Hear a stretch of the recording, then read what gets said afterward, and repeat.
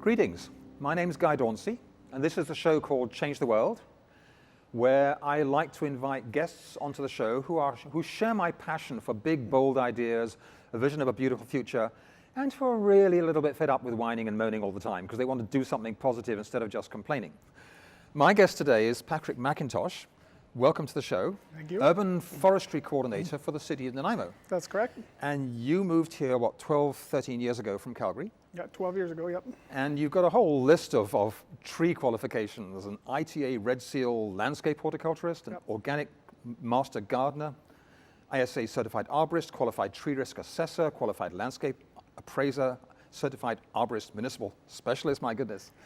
Clearly you've got a passion for trees, so welcome to the show. Thank you very much. What is a typical day like in the city arborist or the city tree urban forestry coordinator?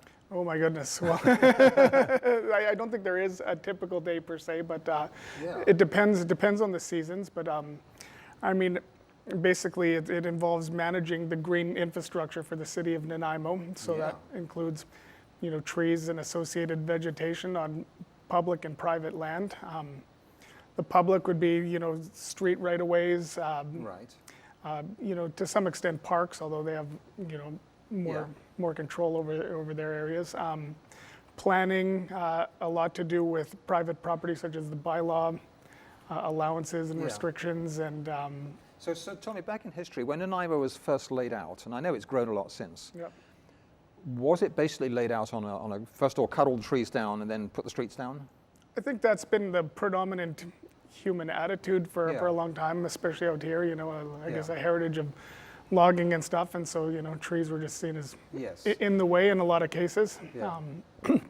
But it really is changing people's values and ideas. It's an evolution, and I think we're just at the starting curve when people are really realizing. Well, I know that there's an issue in Victoria right now down in Oak Bay when someone wants to build a new apartment block, and there's one huge old Gary Oak, and the neighbors are saying, you can't cut our Gary Oak tree down. They just love it. Yeah. They just love it. Yeah, well, we have a similar here, and we have identified heritage trees, which I think we actually need some more. We need to revisit that list and designate the more important, significant trees in this city. But and I guess it's changing the way development looks at the whole picture too. But to be able to design around that big Gary Oak, it gives you a product that is more valuable than something if you just cleared it out and everything else.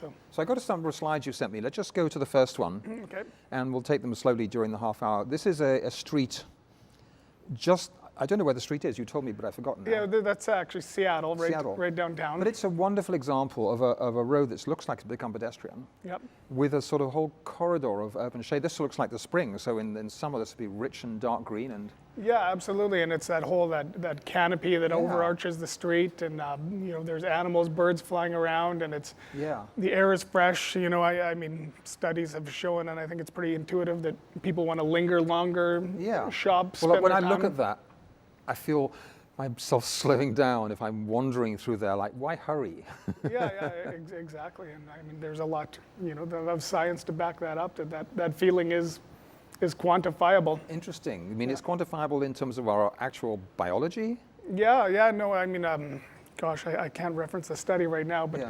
I've read it as how people in a downtown corridor with that sort of streetscape will stay longer. They will there's just average study. They'll spend more money. They'll they'll want to live. Their sense of pride in their community increases.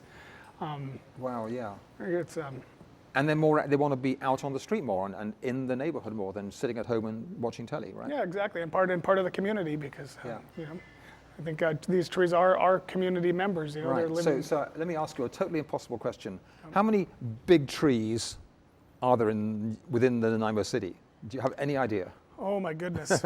Big, I mean, sort of, Well, I mean, we have, in our bylaw, sort of a classification of what is a significant tree depending on the species, and we have a Douglas fir, for example, is an 80 centimeter diameter at breast height. Show me what 80 centimeters looks like. So 80 centimeter. That's pretty big. It's big. I can't get my arms around it, and to me that's quite a substantial tree. And so there's, right now, added protection to that if it's to be removed. But genuinely big trees, I've seen a few over the meter size. You're starting to get a little. Are we talking 20 or 200 or 2,000? Oh, yeah, I mean, more than 2,000. I mean, there's a lot of trees in the city of Nanaimo. Right. You know, in the millions probably, but wow. Yeah. Yeah. But if you count all sizes of trees and everything like that, but certainly the big ones are in that top 1%. There's not very many of that. Yeah. So let's go to the next slide, which is actually going to the history of trees. Yeah. It looks like an old growth Doug Fir, right? Yes, yes. So this would be the predominant tree in this landscape. Yeah, yeah. And all the way down to Victoria? Yep. Yeah, Doug's Fir. We had huge cedars here too. Unfortunately, the cedars, I mean, well, it depends how you look at things, but the climate's changing, and this is not, especially in our area in the rain shadow, not very, hospitable to cedars in a lot of cases, so they're dying out. But well, I live near the community of cedar, and I see lots of cedars in the forest. Yeah. Well, they're declining. I can walk through sections of forest between your big drought 2 years ago and the one this year.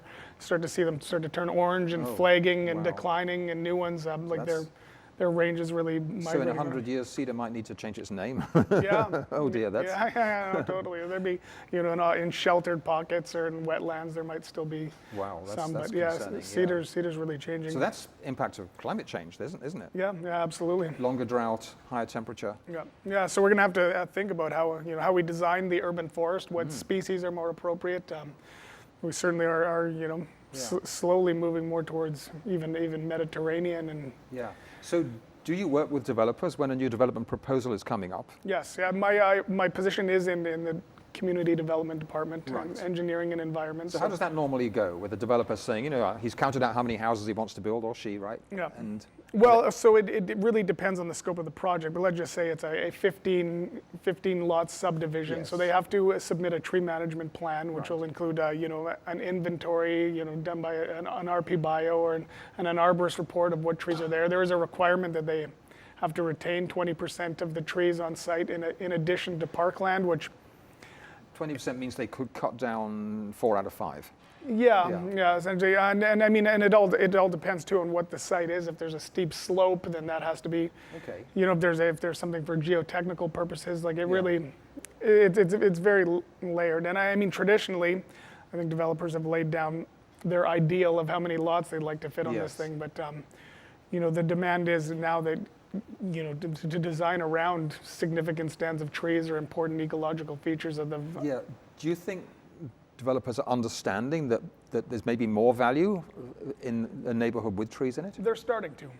It's a culture that they're actually, it's open to change, and they understand that this is the way it's going. We have strong examples to follow in the Pacific Northwest region, from Seattle to Vancouver. Surrey is renowned, and so we are. It's more and more to be expected. There's a little bit of grumbling, but. The research, again, is clear. If a subdivision that manages to successfully retain its significant trees and natural features, the product is more valuable to the tune of sometimes up to 25% more. So, well, I remember from living back in Britain an attitude in, say, Liverpool, which was a very urbanized city with, in the main area, no tree cover, and a local person would say, in a good Beatles accent, "What's the point of trees? They just leave litter." Oh, gosh. All the mess of the leaves you got to clean up. Right? No, that's something, in our bylaw, for justifiable reasons in a tree removal permit to remove a tree. Leaf and debris litter is not one of them. Because when I grew up, everyone burnt their leaves in the fall. And we didn't think twice about smoke everywhere. Now, I live with Carolyn Herriot, who's a big-time gardener. Tree leaves are the best soil amendment. Yeah, absolutely. Yeah. I mean, it's a gift. It's this thing that's been produced. When we first lived in Victoria, you'd actually call the truck, which was collecting up people's leaves, and say, "Can you dump some on our place?" Now they'll dump them in a car park, ready mulched. And over the next week, people will just show up and take them away and put them on the soil. Compost in their gardens, and And if you think that our landscape was entirely sort of scraped by ice after the last ice age, and all of the soil is accumulated leaves, basically. No, accumulated organic matter. And so let's look at the next slide here, which is now we're talking the larger forest. I went on a great hike into Strathcona Park, and there's just kilometers of old growth forest, and it I just think it's a reminder. Obviously, the urban environment is different, but what was? I think it's really important to remember here what was when people. Yes. Want to clear lots or complain of the debris and this and that, but to remember you're living in a rainforest environment. I see when you see the early photos of, say, Vancouver or Victoria, you see the stumps still there, and the houses being built up around them, and they just cut the stumps down that recently. This was our environment. So let's cut to the next slide here, and now we're into like something very practical happening. What's going on here? Well, so in this field and technological increases, we have a lot of great tools at our disposal to, quantify and evaluate the urban forest. So this was a heritage tree, a registered heritage tree in Wesley Street, and shortly after I started in this position, I know a beautiful tree. It's amazing. It's a feature of that area, but some definite large decay hollows and cause for a concern of public safety and property, and so to rightfully so, to just cut that tree down would cause a public uproar. So we needed to use the best tools available to us, and so we got Dr. Julian Dunster from Victoria to come out and did a risk assessment using sonic tomography technology. Okay, wait a minute. Sonic tomography. How does that work? Well, it basically uses sound waves to create a cross-sectional image of the inside of the tree. So instead of using a chainsaw to see how extensive the decay is, you set up sound points all around, and every point is a sensor, and it will measure the speed at which sound waves travel through the tree. So if the tree's got a rotten chunk inside it, the sound waves will give a different sort of That's right. Well, the sound waves travel fast through sound holding wood, and then through decayed or non-existent or punky wood, it goes really slow. Oh, interesting. I would have thought it'd be the opposite, but there you go, right? Yeah, no, the solid wood, I guess. So, is this how woodpeckers work? Is that what they're doing when they're pecking on a tree? Yeah, absolutely. Little did the woodpecker know it was a sonic tomographer, right? Yeah, high technology, right? Wow. Is that something you learn to do yourself, or you have to get a specialist all the time? Yeah, I've learned and done some training with it. I think it's important, in the public sphere to, be objective. And so, to have an outside consultant in a case like this is, and his recommendations were we do an end weight reduction and we keep the trees. You do a what? End weight reduction. End weight reduction, more jargon, right? So so it's an old and senescent tree. So we don't want to do it all at once, but year one we've done a little bit of pruning to take some of the weight off the end of the branches. In case it just crashes. Yeah, so it just gets that load off the large extended limbs, and then we'll do another reduction next year, and it should be good for Interesting.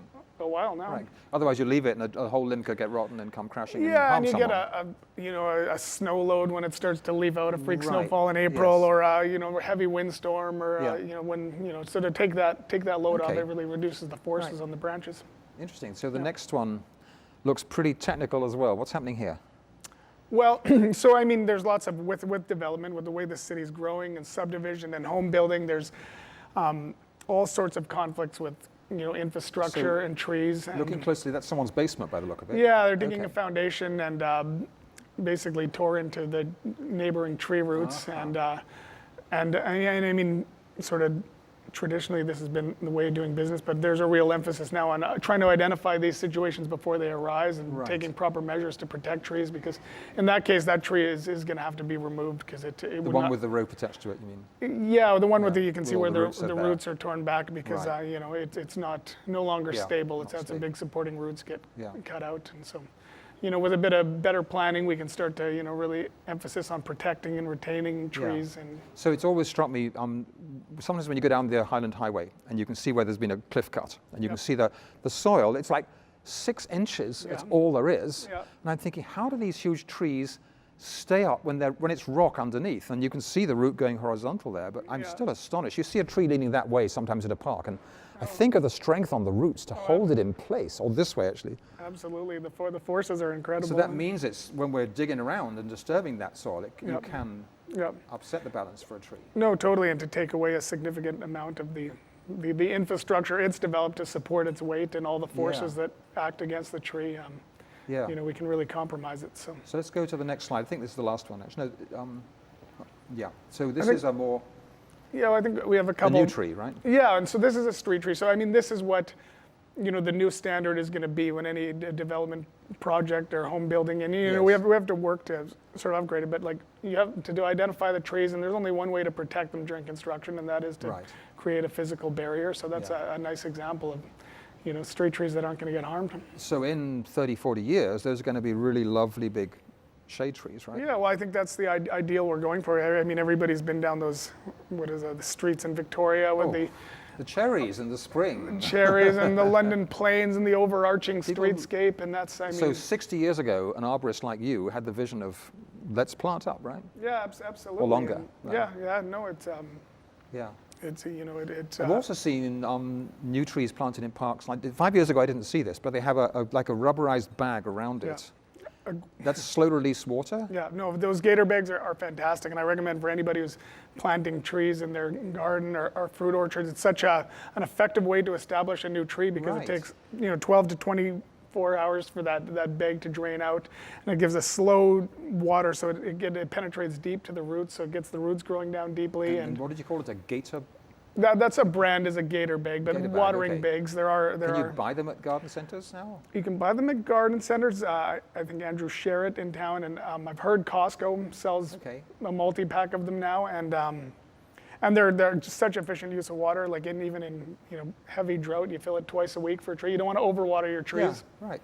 Yeah. And so twice a week in heavy drought, and So do you have in Nanaimo a citizens tree planting program when someone wants to celebrate the anniversary of a birth of a child or something like that? We have part of the urban forest is it's about collaboration and cooperation with community groups, and so there is a dedication tree program set up through parks, but community groups who come in, there's my CDC, the community development group, who are always interested in, we've got a food forest project that we're hopefully working on in Beaufort Park, and if a neighborhood wants to plant street trees, and we love supporting that, where people take ownership and will do the watering and things like that. And I can imagine if I was a baby, which I'm never going to remember, but 10 years later, 20 years later, my parents are showing me, like, this is the tree we planted. Yeah. And I'd watch it grow, and I might go back when I'm 80 years old and quietly say, "Whoa!" Well, I mean, I love the fact that I've been, with the Nanaimo Parks Department I started with, and trees that I've seen that I've planted 10 years ago that have now really taken off and are part, like something's created, and if they're managed well, like they should be around long after I'm gone, And well, let's go then to what I think is the last slide. This massive, beautiful. I can't even tell the species. Is it Gary oak or maple? It's an English oak, and it's it's one of our heritage trees, and it's on 5th Street, and it's there is a development coming around, but because that is an identified heritage tree, they have to work around that tree. So it's a design feature, and it's going to make that plaza very nice. And so, what are the rules about local kids climbing in the tree? Well, that one it's got Kids will be kids. There's no rules at all. They can just go for it, right? I would say good. within, I'm going to say good before you say anything else. Yeah. I can't. I mean, didn't you love climbing trees? I loved climbing trees, and I have a little guy, and I would love him to climb trees, and I think. I suppose it's something you've got a combination. Like by the definition, as soon as you start climbing, you're out of your parents' control. Yeah. Secondly, you've got a level of danger and ambition in the way you stretch and the sense of achievement, right? Yeah, absolutely. Such often sanitized environments. I think it's good for a little bit of risk and danger. A little bit of risk and danger, I think, is healthy. Yeah. So tell me about the bylaws that you use to protect trees on private land. Okay. Well, on private land, so we'll just the individual homeowner is allowed to take, as the bylaw is currently written, and it's changing to increase the scope of protections of trees, but 4 non-significant trees in a calendar year. Right. And what's a non-significant tree? Without insulting the tree too much. Yeah, no, that's just it. It's a touchy subject. But a non-significant tree is basically any tree that is not of a non-native species and under a certain size or not protected by other areas such as the heritage tree. So a native tree of a certain size, and what's that? What is the certain size? So Gary oak, cedar, big leaf maple, grand fir, those are all 80 centimeters, so a rather significant tree. So really big. Yeah, so anything under, as it is now, anything under 80 centimeters if you're just removing one. So I would be campaigning to sort of reduce that size. Yeah, so Because how old would an 80 centimeter diameter tree be? It depends on species, and typically the coastal Douglas fir is about a centimeter of diameter a year. So it's 80 years. So you could have a 40 centimeter tree that's still been growing for 40 years. Yes, yeah, and then another 40 years will be. No, and in my mind, very significant. It's been part of that. So are you looking to save more trees? Yes, as as the amendments, we have to work on. There's a lot of changes that need to be made, but the protections are going to be anything 30 centimeters, regardless of species. Okay, so 30 centimeters is kind of... Yeah, and things like a Gary oak, as it is right now, is 10 centimeters. So a Gary oak is protected at, relatively small. And is the Gary oak beginning to get less as you go north up the island? I know it's strong in Victoria. Yes, we're kind of at the northern limit of the sort of Gary oak climactic zone. Right. And so Nanaimo has some really significant Gary, and actually as the climate changes and the cedars migrate north, we are going to be more of a coastal Gary oak environment. And do you get the Gary oak meadow effect underneath the Gary oaks with the camas and all the incredible wildflowers? Yes, absolutely. And we have some great, Nanaimo's got some fantastic Gary oak meadows, such as Neck Point Park, Piper's Lagoon. I've been to both those. They're gorgeous parks. Yeah, they're gorgeous. And so, in the urban forestry management strategy, it's protecting existing Gary oak ecosystems is a priority. So on both Neck Point and Piper's Lagoon, they're kind of wind stunted a bit because of the sea, but in Victoria, you get them more inland, and they can be huge. Totally. And where's the biggest? Yeah, I've seen some big ones in and around Nanaimo, but more as you get away from. So we've got about 3 minutes left. What's your vision of the future Nanaimo? If you cast your mind ahead to when you're 100. Well, we have some goals, and it's one is very a priority for me. And despite all this development, is to grow our forest canopy by 4% in 10 years, which it seems very challenging with trees coming down for subdivision development. But with everything that comes down, there's new ones that have to be planted. And my vision is to one day to see those subdivisions that are made today with overarching canopies of trees, and to bring in good infrastructure downtown so that tree roots have room to grow and absorb stormwater, and a food source. I mean, they're a place for life, fruit trees, a real diverse forest. So public apple trees, public pear trees, public. Absolutely, and where people are engaged and love their trees and value them. And I mean that is the case now, but I think we're just on the cusp where people really realize the importance of these living creatures. And of course, the more we take our children out into the parks and let them see the trees and understand them, the more they're going to want to protect them. Yeah, absolutely. I mean, we're so fortunate to live in such a wonderful part of the world, and we have this ability to grow and nurture. And I think the urban forest can really serve us all, the animals that live here, the people, and this green infrastructure. Do you have owls in the city of Nanaimo? Yes, yes. In fact, I just took a picture of one in Bowen Park. Which is the one that goes, hoo, hoo, hoo, hoo, hoo, hoo, hoo, hoo. Well, I would say the barred owl, but... Is it the barred owl? Yeah, I haven't got my owl name. I know they call it night where I live. Yeah, I mean, that's the most common one that I've seen, but Well, with the owl and this beautiful tree, we need to wind up. Our half hour's flown by. Look. Wow. So look, Patrick, thanks so much for being a champion for the trees and for basically the civic life of all of us living in the city, right? So this is just great. So it's my pleasure. Yeah, my name is, I often make that mistake. My name is Guy Dauncey. This is the show Change the World. If you like this kind of discussion that's visionary, that's optimistic, that's determined, tune in next week for more. One of my contributions is this book called Journey to the Future, A Better World is Possible, set in Vancouver in the year 2032, when I bring all these visionary ideas together to show here's how we could be living. So let's hold on to that dream, and we'll see you next week. Thanks for watching.